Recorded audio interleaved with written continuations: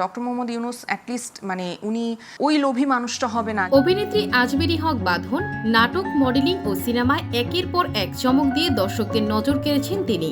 দেশের গণ্ডি পেরিয়ে অভিনয়ের দ্যুতি ছড়িয়েছেন বলিউডেও। কান চলচ্চিত্র উৎসবেও প্রশংসা কুড়িয়েছেন। জুলাই আন্দোলনে সোশ্যাল মিডিয়া থেকে শুরু করে রাজপথেও সরব ছিলেন এই অভিনেত্রী। তবে পট পরিবর্তনের পর দেশের সাম্প্রতিক অবস্থায় খুশি নন এই অভিনেত্রী। তার মতে জুলাইয়ের আশা পূরণ হয়নি, বরং দেশ আরও অস্থিতিশীল হয়ে পড়েছে। এমনকি ইউনূস সরকারের সমালোচনাও শোনা যায় তার মুখে। বলতে গেলে একরকম হতাশ অভিনেত্রী। এবার তার মুখে শোনা গেল সাংস্কৃতিক অঙ্গন নিয়ে হতাশার কথা। সম্প্রতি তিনি একটি পডকাস্টে হাজির হয়ে এসব কথা বলেন। পডকাস্টে উপস্থিত হয়ে দেশের চলমান অবস্থা, শিল্প সংস্কৃতি ও রাজনৈতিক অস্থিরতার প্রসঙ্গে কথা বলেন বাঁধন। ধর্মকে সবসময় শিল্প সংস্কৃতির মুখোমুখি করে রাখা হয় উল্লেখ করে বাঁধন বলেন, এক ধরনের দ্বন্দ্ব তো সবসময় আছেই।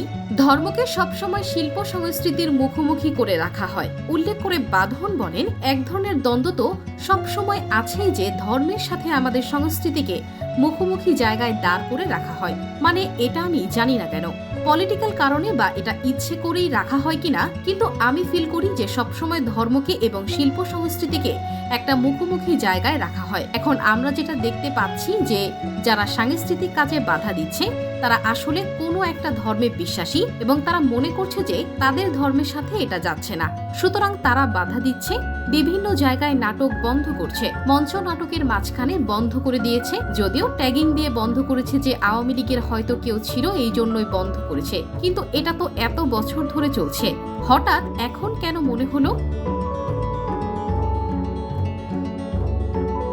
এরকম নানান প্রশ্ন আসছে আসলে, যেগুলোর কোনো উত্তর নেই। কিন্তু এই মন মানসিকতা থেকে আসলে আমাদের বের হয়ে আসতে হবে। ক্ষমতার পালাবদলে শুধু সিন্ডিকেট বদল হয়েছে, আগের সব দুর্নীতি রয়ে গেছে, এমনটা উল্লেখ করে বাঁধন বলেন, যেটা হয়েছে যে এক ধরনের সিন্ডিকেট গেছে, আরেক ধরনের সিন্ডিকেট আসছে, কিন্তু পরিবর্তনের চিন্তা কেউ আসলে করছে না।